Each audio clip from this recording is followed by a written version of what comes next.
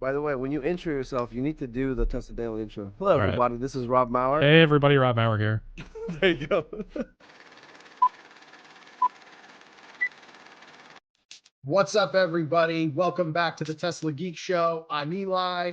And I am Anwar Beck. And this week, we are catching up with one of our favorite people in the Tesla community. As I like to call him, Tesla Jesus, Mr. Rob Maurer. We're going to just catch up with the Tesla geeks and chat about what's going on in the community.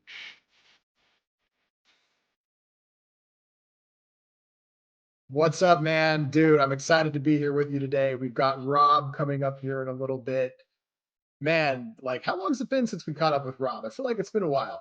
It's been a little while. I think he stopped the Tesla Daily kind of actively like early in the year. So 3, 4 months.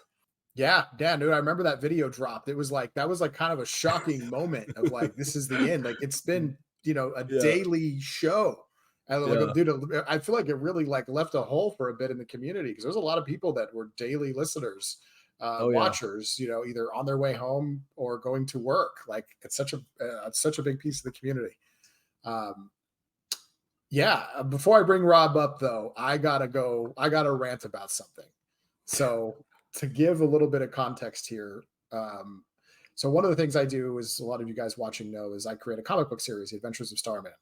So I also go out and do a lot of conventions with this. And I'm, at these conventions, I'm in my Starman shirt and my Tesla Adventure hoodie, and Starman is in a Tesla vehicle. So I end up having conversations with people about Tesla a lot. And at this recent one, I had a person come up to me and be like, "Oh man, I want to go electric. But I can't do it yet because I want to be able to go on a road trip from Ontario, California to Arizona. And I'm not going to be able to because charging is such a problem."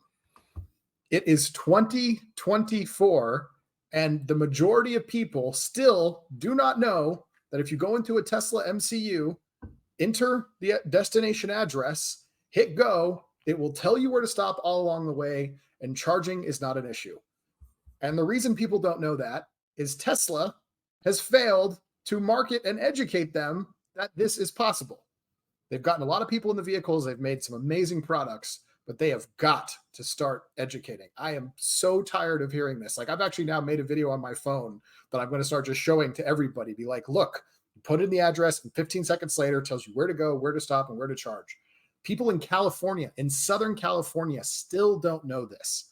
And if a Californian, which is the highest densities of like Teslas in the world, aside from Norway, don't know that they can go to 3 hours away to Arizona and that won't be a problem in their Tesla, then people across this country definitely don't know. Good rant. Off my soapbox. They got to educate people, man. Like, you cannot underestimate enough how uneducated people are about how far along the infrastructure is for this technology. I mean, it was fine. I could do a road trip like that in 2017 on a 75 kilowatt battery that got 200 miles of range. You now can get 300 miles of range on a Model 3 for like half the price, less than half the price.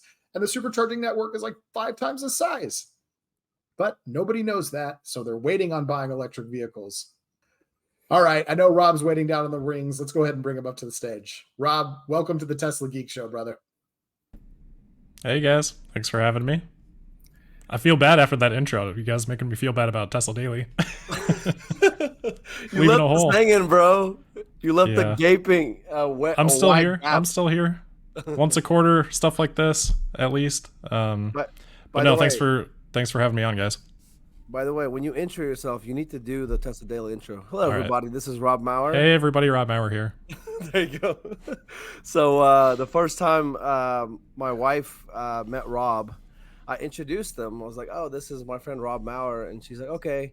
And then I was like, no, you don't understand. I was like, "Rob, do the intro." And she goes, "Oh my God, that's you?" Because every morning I would grab my toothbrush, go to my iPad, and the first video I watched, like clockwork, was Tesla Daily with Rob Maurer, and that was the intro. So she never watched it, but she would hear me, like next to her.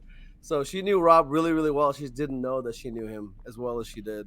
So that's awesome. I've actually heard that from a few partners of people that, have no interest personally, but still know just from the voice. Yeah.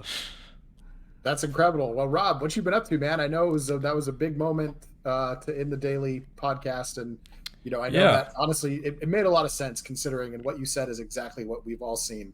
The amount of daily news coming out of Tesla just isn't what it used to be, right? There are 140,000, I don't know, maybe 100,000 employee company now.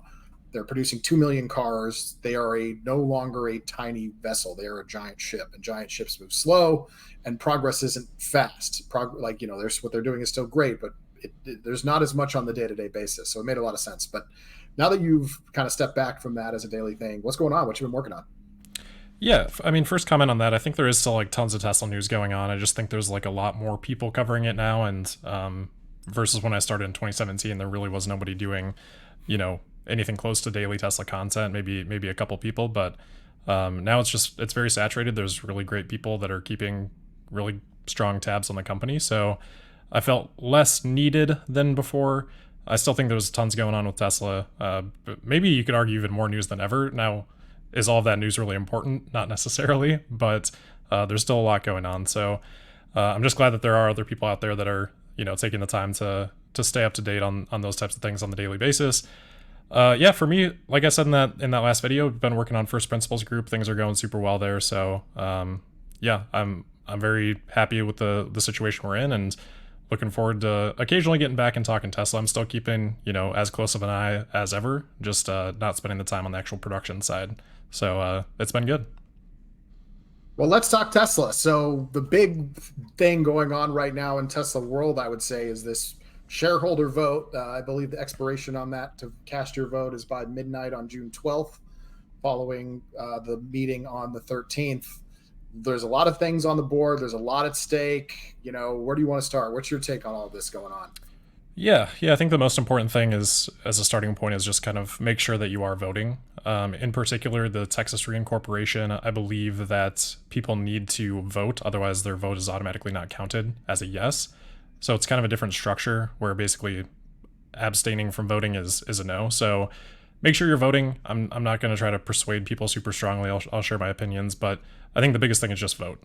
Take the time. It might feel like it's not important, but if you compare it to like a presidential election or something like that, I would imagine that most people's votes here are probably even higher weight than they would be for an election like that. I'd have to do the math on it, but even if you don't own a ton of shares, it's still important to make sure you are voting, especially with that Texas reincorporation vote being structured how it's structured. So yeah, happy to talk about some of my opinions. I know the other big thing is the Elon Musk compensation plan. I think the Delaware ruling on that came out right around the time that I was ending, or maybe a little bit after I was ending the podcast. I've shared a couple of my thoughts, but I haven't dug as deep into it as I normally would have previously, and maybe you guys can bring up some of the counter arguments for it, but to me, it just doesn't make any sense that, first of all, it was clawed away, and then second of all, that there would be legitimate cases for voting against it to be reinstated. I'm sure you guys have seen, since, back at that period of time when the plan was being discussed and being voted on, it was seen as ridiculous, right? This is a car company that's making electric vehicles. They're not profitable. And to get any compensation at all, Elon has to basically 10x the value of the company. And if he doesn't, he gets nothing. Yeah, sign me up for that deal all day. No question. And, now that it's been achieved in hindsight, people, I guess one of the criticisms is that it was presumably a little bit easier to attain than what Tesla had led on at the time. But that just doesn't really make any sense, because everyone could see Tesla's balance sheet. Everyone knew the future plans.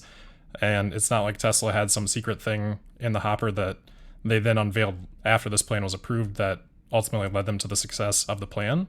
It was all laid out there. So I'm not sure what was occluded from people's view at that time, if that's one of the counter arguments against it. So to me, it just doesn't really make any sense that this would be taken away. Again, people criticize it for being kind of ridiculous in terms of its unachievability.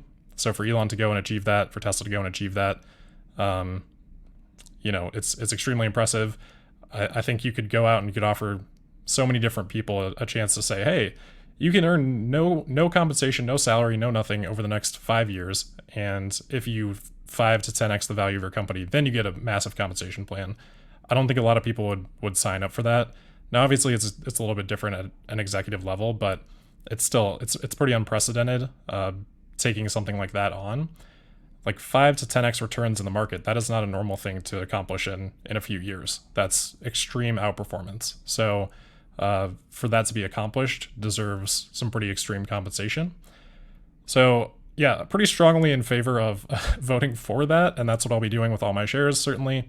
So yeah, those are my thoughts. What are your guys' thoughts? And it's not even attaining a certain market cap or EBITDA. It's like keeping it there for a certain time period. I mean, this was not, again, I agree with you, Rob. Like when this thing came out, as a shareholder, I was like, sign me up all day long. So you're gonna make Yeah. me rich in the process. You're gonna be rich. That's fine. It seemed like a fair deal, and it's very strange now that it's being crawled back. Going Yeah, back to the and the compensation is also structured on the share price, right? Like he's getting Exactly. compensated in shares. There's a strike price for those shares. So it needs to be above that strike price for it to actually have any value. It's not like we're giving $56 billion or whatever commonly is quoted in cash. It's tied to a share price, which has a strike price, and it needs to be above that for it to even be worth anything. So let's say you get this market cap, but you along the way super diluted the company, then it's not going to have the same value, could eventually even have no value. So really shareholders need to be rewarded alongside it for the compensation plan to be fully effective. Plus, with the compensation plan, Elon has to hold those shares for 5 years after they vest anyway. So it's like not only do you have to hit these milestones, maintain these milestones, as you mentioned on Warbeck, then you have to make sure that the share price is still above that strike price for the next 5 years before you can even have any chance at getting that compensation. Then you have to sell the stock, and as we've seen, when you sell the stock, obviously that adds float into the market, and that's going to cause the share price to go down, so then it's even less valuable. It's like you got to do a lot of things to earn this, and it takes 10 years at minimum. So going It's back ridiculous. to Yeah. going back to the, can you guys hear me? Yeah. Okay, cool. My mic isn't giving me info. I'll cut that out. So going back, I took a look at the court ruling from Delaware, and my takeaway is basically it's unfortunate the way some of the things were handled in the past, because I think shareholders would have supported it either way, right? Because like I looked at the ruling, and effectively the court determined that the board withheld some internal projections that made it more likely than it maybe otherwise seemed that Tesla was going to hit the goal. I don't think had they shared that information, it would have changed the outcome of the vote at all.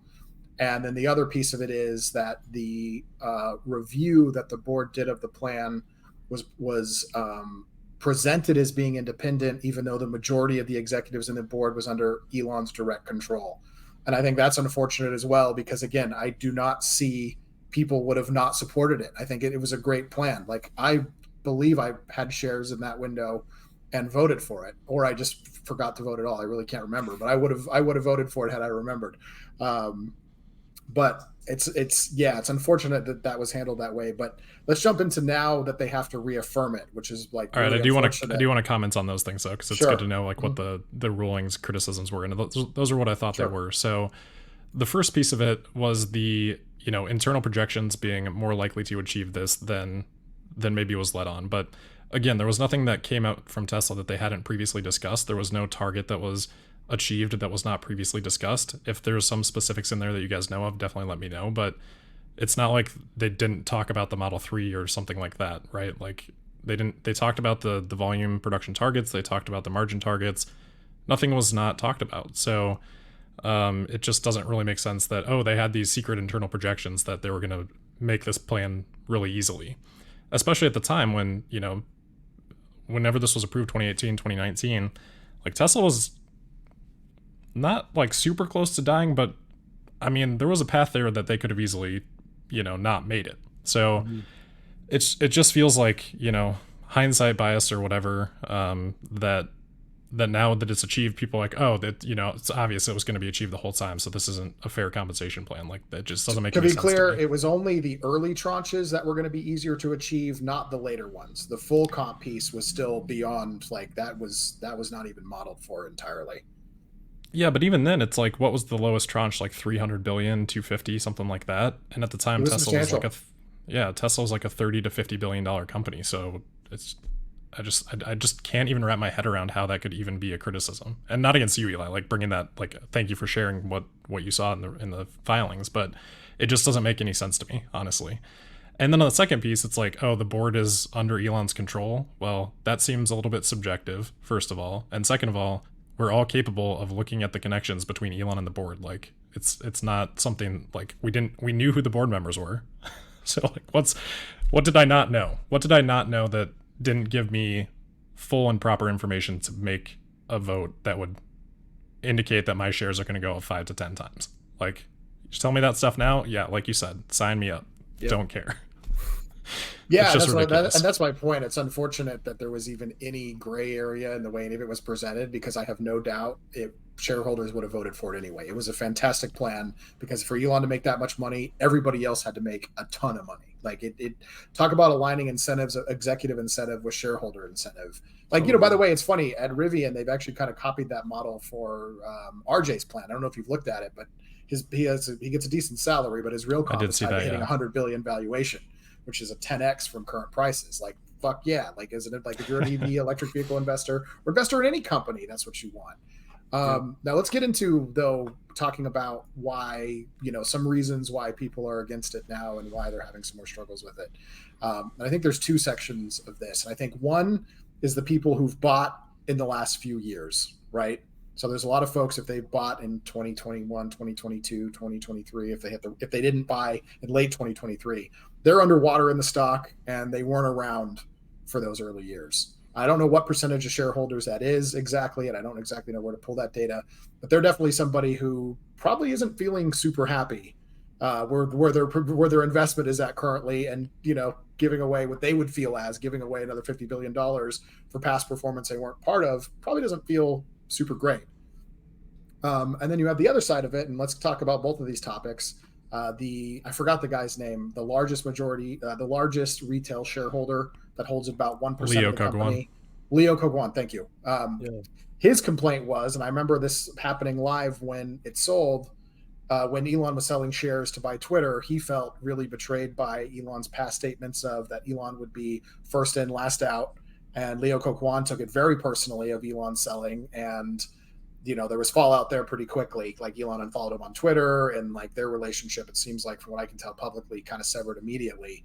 And so, not only did he feel betrayed by Elon's move there, he ultimately, I don't see that, his hand got held very well on the exit, and now he's a 1% no vote.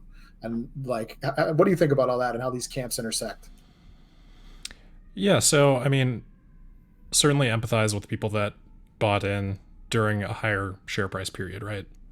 Like, it's difficult to go through multiple years and be down potentially like 50%. That being said, it's still only been 2 to 3 years, right?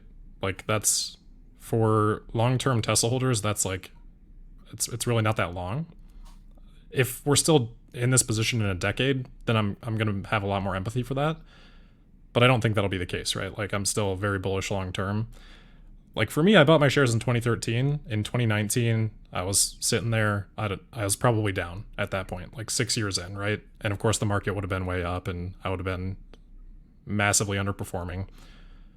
But I didn't go and then blame Elon for that and say he shouldn't have been compensated for work that he did from 2009 to like 2013 when the stock went up 5 times. That's not relevant to that period. Like, what happens from 2013 to 2019 isn't relevant for 2009 to 2013.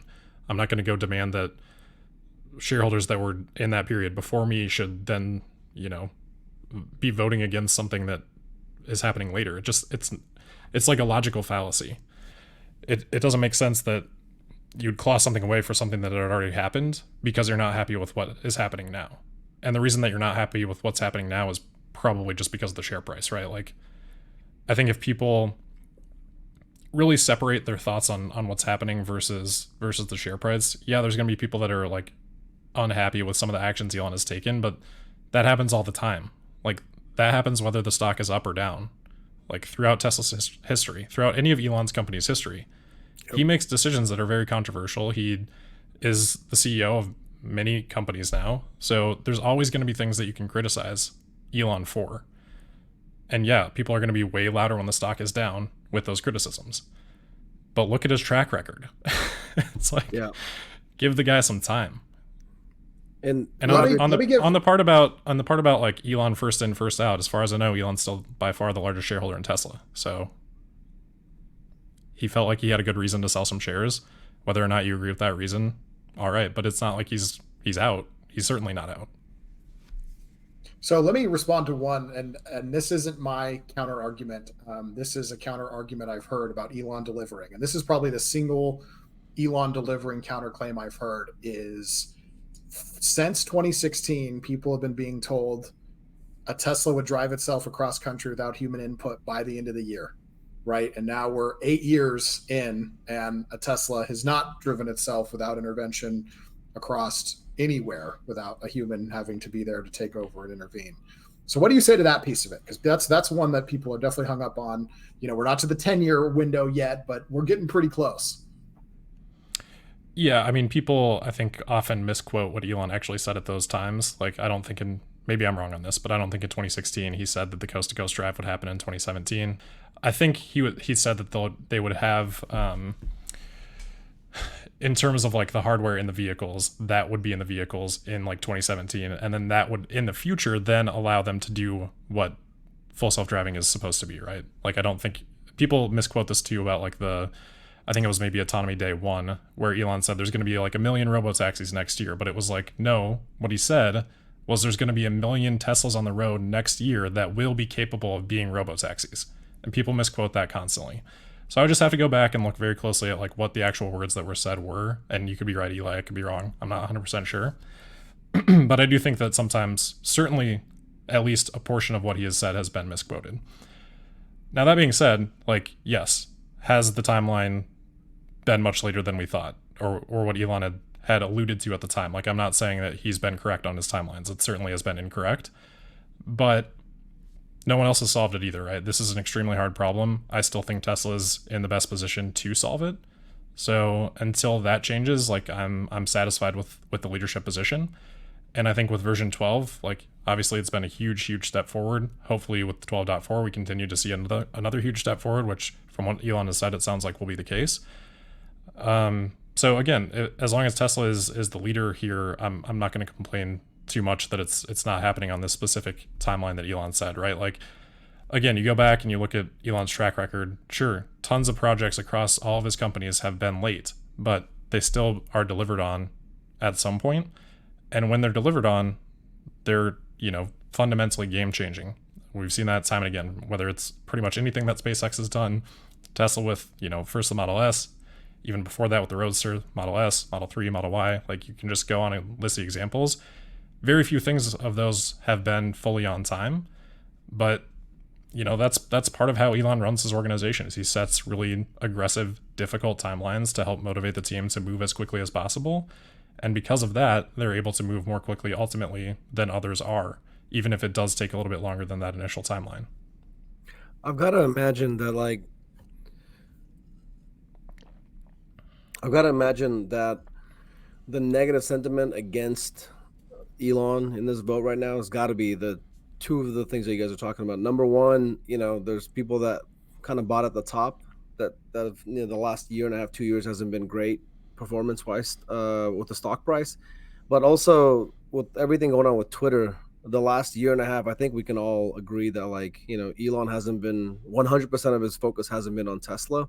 So I feel like these people that are getting to the investment table late, not only are they not doing well with their investment, but on top of that, maybe they feel like, hey, Elon isn't focused on Tesla 100% or whatever. And again, Rob, all of us are all long-term Tesla shareholders, so it's like I'm just trying to understand why there's such like a sentiment or this movement towards voting against this. Yeah, I think in terms of like what's happened over the last 2 years or whatever, again, I don't think it's, if we tie it back to the shareholder vote, I just don't think it's relevant or fair to bring that part of the conversation into something that was done in 2018 and really should be voted on from the situation at that time. Like, I don't think it's fair to have that as part of the discussion when it shouldn't be, because it's really about what happened at that period of time. But it's certainly fine to have another conversation about, like, okay, how has Elon's management been since, whatever period of time, like the last 2 years since Yep. the Twitter thing. And I think it's, I'm not saying that there's no valid criticisms for Elon. I think there's, again, whether the stock is up or down, there's always going to be criticisms, and some of those are going to have some level of validity from very high to very low, Yep. and everything that's being discussed in the Tesla space is constantly somewhere on that spectrum, right? Like, Hmm. I think we talked a little bit about like marketing and things like that, or Eli, you were talking about like low awareness, and that's something I've talked about for a long time. Like, I do think that there is low awareness out there, and I think if Tesla can do some things that help increase awareness, even if those things cost money through, advertising or whatever promotional marketing budget you want to talk about, I think that's something that Tesla has underappreciated, underinvested in, and I think that's probably an Elon a decision that ultimately comes down to Elon and how he thinks about things from more of an engineering perspective and more of a first principles perspective, which is great most of the time, and it doesn't really apply as well to things like advertising. But that also doesn't mean that advertising has no value, and I think certainly in hindsight it probably would have had quite a bit of value for Tesla. And I know they're doing some things now, and that's great. And I think it's good to kind of start slow and learn and grow things from there, and that's all good. I also think some people misattribute just what's happened in the general market to, Tesla's lack of advertising or things like that. I don't know if people are paying attention to what's going on with other EV makers, but it's brutal. It's incredibly brutal. Like, go look at Ford's numbers, since they're one of the only people that publish them. Go look at Rivian's numbers. Like, they're getting just smoked. So for Tesla to be doing what they're doing, it's still incredibly impressive. Like, everyone just expects this smooth, like, upward growth forever. That's just not how business works. There are times where you go through cycles, and right now we went through a hype cycle, and now we're kind of probably in the trough of a cycle, and that'll probably flip again at some point. So of course, when you're in that trough, like, the business is going to suffer, it's going to hurt, and people are going to look for someone to blame that for. And like I said, there's probably some validity to some of those criticisms, but is that enough for me to say, like, oh, what Elon has done for that period to get Tesla to where it is today? Like, am I just going to ignore that, throw all that out because of, maybe there's been a little bit more focus on Twitter for a couple years now or something like that? No, because ultimately I think Elon is still, like, he's been with Tesla for 2 decades, right? Like, this is Yep. his baby. Like, this SpaceX, the other companies, like, they're all incredibly important to him, and he's not just going to let it fail. Yeah. So I think anyone that's interpreting, like, on a period of time where some attention was on Twitter as, like, a lack of attention on Tesla, or lack of interest or something like that, I think is wrong. I think the Walter Isaacson biography demonstrated that. I think it showed that Elon still spends the majority of his time on Tesla, even during that period where it's extremely difficult for him to do that. So I think it's just people, like, looking at the stock, looking at what's happening in the market, and saying, like, oh, I don't like that Elon's posting on Twitter and he's been way too involved here. I didn't like that he sold. Like, yeah, obviously no Tesla investors are going to like that he sold, but is that enough reason for me to say, like, this guy who's been probably one of the best in history at doing what he does, now I want him gone? Yeah. No, it's just like, it's just nonsense to me. So let's talk about potential impacts and fallouts of this vote, depending on how things go. And this goes into Warren dropped a big bomb yesterday on Twitter. By the way, if you guys don't know, Warren is watching, and I don't know anybody's watching who doesn't, especially after what Warren said yesterday, that Warren is a huge Tesla supporter. He's personally a big fan and supporter of Elon.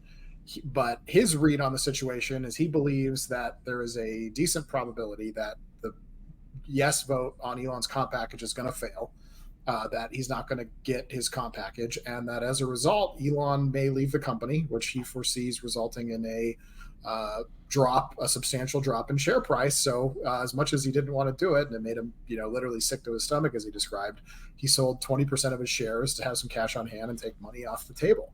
What do you guys think? Like, what do you guys think of the downside risk of a no vote, and what that may mean for Elon's decision about his future of the company?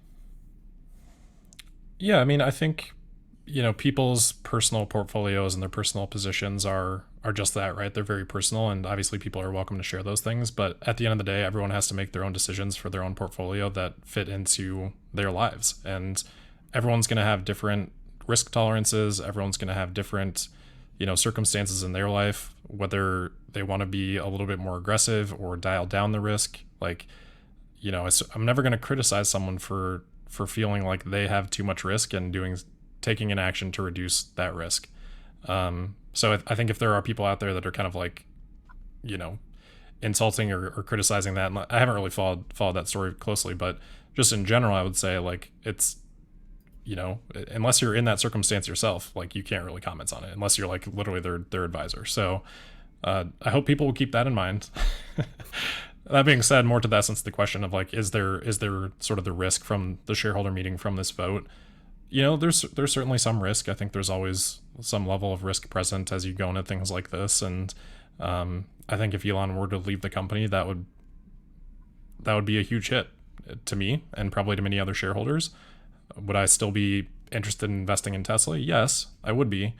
But would I have probably a little bit less interest? I think also yes, just because of all the stuff that we just talked about with what Elon, I think, has brought to the table and will hopefully continue to bring to the table. So, you know, if there's a no vote, does that necessarily mean Elon's going to leave the company? I don't think so. I don't know the legalities of the situation. I still think there's probably an appeal that would be happening with the compensation plan. I would have to assume that would be the case.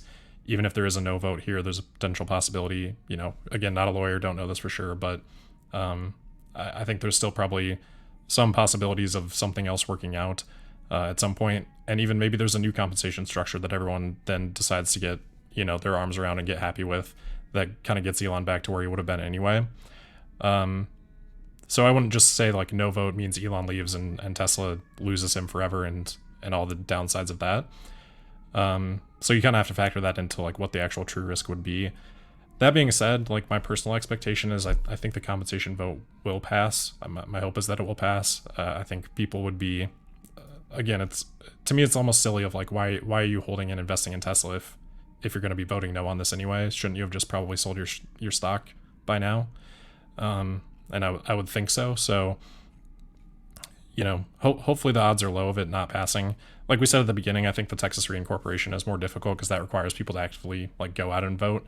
It's not just a matter of like yes versus no. It's a yes versus no and abstain. So that one is a little bit more in question to me, I think. But, you know, obviously we'll see. I'm not making, you know, any risk reduction moves going into the meeting. At least, you know, I don't have any plans to. So that's kind of my thought.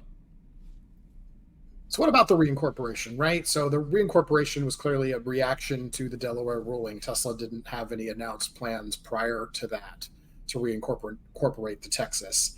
What do you think of that move to reincorporate? Because state of incorporation does have a big impact on large corporations such as Tesla, who have products out there that carry general liabilities. Yeah, again, not a lawyer, so I don't necessarily know like the full impacts of it. I think maybe there weren't formal plans to do the reincorporation, probably because of some of the difficulties associated with it. But I think if Tesla were starting from scratch today, I think Texas is probably what they would choose. Obviously, we've seen them sort of, you know, move the headquarters there and things like that. So it's not like it's some other random state, you know, it makes sense. And again, like the implications of it beyond that from a legal perspective, I'm not super well versed in, so probably shouldn't comment a whole lot on. But you know, with where Tesla's got their operations and just in general Tesla's management wants to do this, then I think I generally am supportive of Tesla's management and their decisions. So that's kind of the camp that I fall into. There's one other comment there, but it's slipping my mind, so hopefully I'll remember it at some point. No worries. So Rob, it's been several months since you've actively, you know, stepped away from the Tesla Daily podcast. A lot of the big news that's kind of happened in the last few months is definitely the recent one has been the massive layoffs that happened at Tesla, and then in addition the supercharger team being laid off. Can you touch a bit about kind of what you think of what's going on, kind of the Elon's decisions? I'm assuming have to do with the macro environment. You know, he's kind of getting the company prepped for a recession, so that's where the layoffs are coming from, and then just the way. I don't know if you've been following it closely, but what's going on with the supercharging team? What are some of your thoughts on that? Yeah, I know it's been like a hotly debated topic, and for good reason. First thing, anytime there's layoffs involved, it's like you have a lot of empathy for those individuals, right? Like it's that's terrible for the employees. It just sucks. It is what it is, you know. It's sad, and hopefully all of these employees find something quickly and are good to go after that and things like that. So I think that's the first thing. You know, from there though, you got to kind of separate the individuals from the business. And I think, Elon, his track record here is really good with being able to make these difficult decisions like that. If you guys read the Walter Isaacson biography, part of that was like Elon's algorithm, and I've seen a lot of articles that pop up in various places criticizing Tesla for hiring back some of the supercharging team, right? Like saying that, oh, Tesla's so dumb that they fired all these people and now they have to scramble to hire some back. That's just part of the algorithm, though. That's, Elon says delete until you deleted too much, and then add back what was deleted that shouldn't have been. And I think you can do that with whether it's in manufacturing and engineering or whether it's an organizational structure. And we've seen Elon do that with organizational structure actually a lot through Tesla's history and also through SpaceX's history. I think a similar thing happened with the Starlink team not that long ago too. And, same type of criticisms there of oh my gosh, this is like a terrible sign for Starlink. Like maybe the business is going to fail or something like that. And it's just like, no, it's not the case. It's just Elon taking a look at the organizational structure, deciding that something could be improved there, and then making decisions that I think a lot of people wouldn't make to implement the changes that he thinks need to be implemented. And sometimes it's easier and better and faster to just start from a clean slate. And when you look at that from an individual perspective, it's like, man, that's brutal and that's tough and sucks for an individual. But from a company, if you can separate out that empathy factor of it, sometimes you just got to like burn the field, right? And then you see what really needed to be, what really is needed in that organization. And then you build it up in a more lean way from scratch. And that's where the hiring people back part comes from, is like, all right, we deleted this. Now, because of all these problems that are coming up from this deletion, we know exactly what is needed with this team that probably got too big. And then we can fill those positions, and we can do it quickly with great people. And, instead of having 500 people, maybe we've got 200 people then. And they're still doing the same work and maybe even doing more work because there's not the layers of bureaucracy that there were before. So, that's one of the things that I think Elon is really good at, and it's a little bit counterintuitive, and most people like see that and they kind of recoil because there is that individual empathy, and that's great. But, when you're viewing it as, an organization, it's just a different mentality that you have to have, and Elon obviously has that mentality. So that's part of what has led Elon's organizations to be so successful, is making decisions exactly like what we're seeing with the supercharging team. Mm-hmm. So I think some of the criticism is way overblown. Not that I'm like pumped that people are getting laid off. I'm not, but I think for the, for Tesla as an organization, it's probably the right move. And I think people are overemphasizing the criticality of the supercharging team. Like, firing the supercharging team doesn't mean that the supercharging network isn't going to work, right? It's still going to work. Maybe there are some projects that are in process right now that are like very slightly delayed by, a month or two or whatever, but the impact that has on the supercharger network at the, the date that it is right now, or the scale that it is right now, is going to be imperceptible to almost every customer, right? And it's not like Tesla doesn't have a huge lead here where a couple months is going to cost them, that lead. And if they can rebuild the organization in a more lean, more, quick and efficient type of a team, if that improves the future trajectory of the supercharging team, then that 1 to 2 months of delays or setbacks or whatever, those growing pains, that's going to help. And like you said on Warbeck, there are, it's, dang it, lost my train of thought again. Okay. Rob, thanks for sharing that. And do you have any final thoughts? Yeah, it's a strange time for Tesla right now, right? Like, there's a lot of challenges with the fundamental business that we talked about, kind of some of that being a result of where the market is right now and high interest rates and all the stuff that's been talked about ad nauseum. But, so there's, I think, disappointment associated with that core business right now.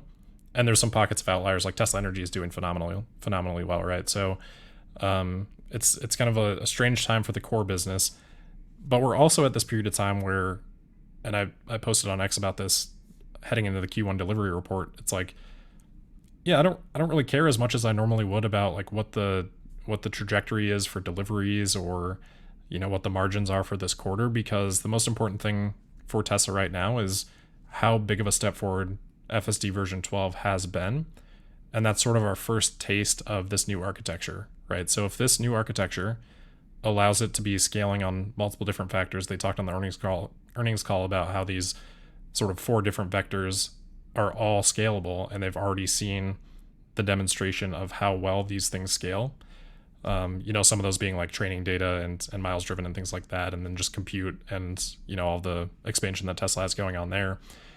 If these vectors can scale, and we're only just seeing the very, very early taste of getting even the right fundamental architecture without any of the benefit of the scaling that we're going to see over the course of this year.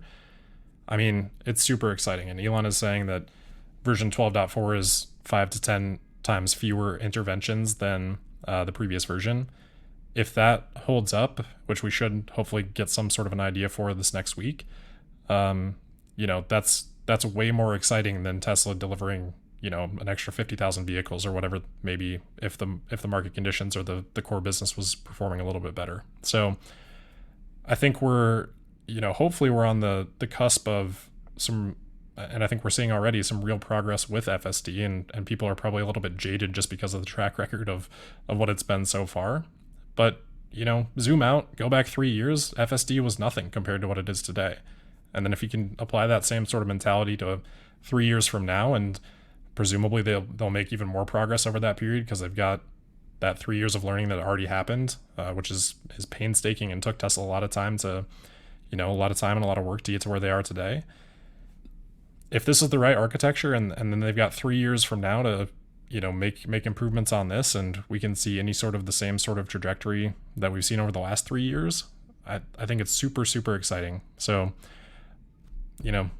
I think that there's a lot to be excited about. I'm excited for Tesla.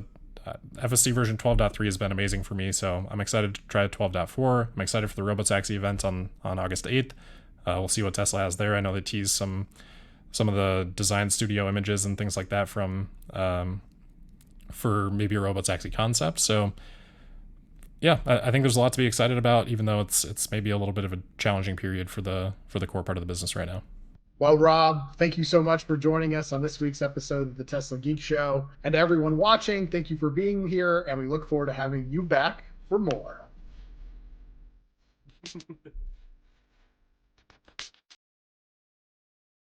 I was gonna comment like, like when a piece of ice is melting, like you could be doing all these things, you don't see anything, and all of a sudden, I believe the next few years is gonna be this inflection point where like Tesla has a stock macro trades like this too, right? It's not like they're not putting in all this work, but like it's like the market or the street, people don't. It's like I have to see the ice melt. They don't care that all this stuff is going on basically behind the scenes, and then as soon as you see it melt, the stock price jumps.